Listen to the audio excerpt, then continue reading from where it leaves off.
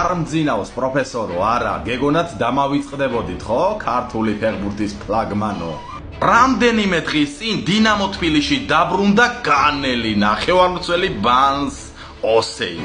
აი ამ ვაჟბატონმა თბილისის დინამო 2023 წელს დატოვა და კარიერა ყაზახურ ასტანაში გააგრძელა. ყაზახურმა დღეებმა მაინც და მაინც ბედნიერად ვერ ჩაიარა და ის ისრაელში გადაბარგდა. აი ასეთი გახლავთ განელი ნახევარმცველის მონაგარი დინამო თბილისიდან წასვლის შემდეგ. ასაგებია ახლა რომ ნახევარმცველია, მაგრამ მოდი ფაქტი მაინც აღვნიშნოთ, რაც ჩვენგან წავიდა მას შემდეგ ერთი ბურთი გაიტანა. აი ასეთი გახლავთ დღევანდელი ქართული საკლუბო ფეხბურთის მდგომარეობა.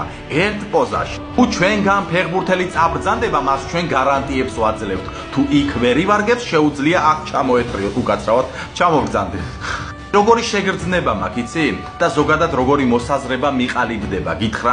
აი ფერატკანიანი ადამიანი, უბრალოდ ადამიანი, შეიძლება აზრზე არ ვიყოთ, რომ ის შეიძლება ფეხბურთელი იყოს, ხო? თუ მას Facebook-ზე ან Instagram-ზე პროფილის ფოტოდ უდევს სურათი, რომელშიც ფეხბურთის სპორტულები აცვია, ეს მაგარი ფეხბურთელი იქნება უეჭველი. ვაიმე, როგორ დამხალეთ. აი გამაგიჟებთ რა ეს ქართული კლუბები, ჭკუიდან გადამიყვანთ რა თქვენი ცხელ-ცხელი ტრანსფერებით. აი რა არის ეს? ადგება ახლა პროფესორი და მომაძახებს. აბა რა ვქნა ძმაო, აქ ფეხბურთი სათამაშოდ გნაბრი და კუკურელია არ ჩამოვა. აი შენ გეუბნები შენ ოღონდ შედეგი მომეცი და თუ გინდა ფეხბურთი სათამაშოდ ჯასტინ ბიბერი და სელენა გომესი ჩამოიყვანა. პროფესორო, მიდი ერთი 100 გრამიანი ჭიქა აიღე და 5 წვეთი გაუში. მეტი დიდი ზღაპრებისთვის მე გავაკეთე ჩემი YouTube არხი და შეგიძლიათ გამომყვეთ და გამოიწეროთ. სამწუხაროდ არხი ამ ეტაპზე ჯერჯერობით სულ ზღაფავს და გამომწერები პრაქტიკულად არ გვყავს. პროფესორო, ნუ იქნები საჩოკი. გამოადექი სამშობლოს.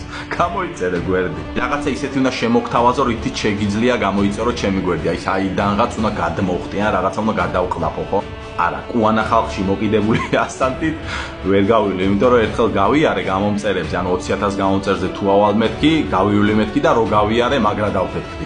პროჭით კაკალსაც ვერ გავტეხავ, იმიტომ რომ ძალიან ძლიერი კაკლებია შემოსული. ახლა ის ძველად რო იყო ის კაკლები, რომელსაც მსოფლიო ჩემპიონები ტეხავდნენ, ის აღარ არის. YouTube გამომწერებისთვის ბრიტვის ცეზარსაც ვერ შევჭამ, იმიტომ რომ კუჭი მატკინა წინაზე. აი მაქსიმუმ რა შემიძლია გავაკეთო 100,000 გამომწერზე მაგალითად. კაი დიდ მოზვერს წავაქცევ, ძმაო, აგერა ხარ შენ და აგერა ვარ მე.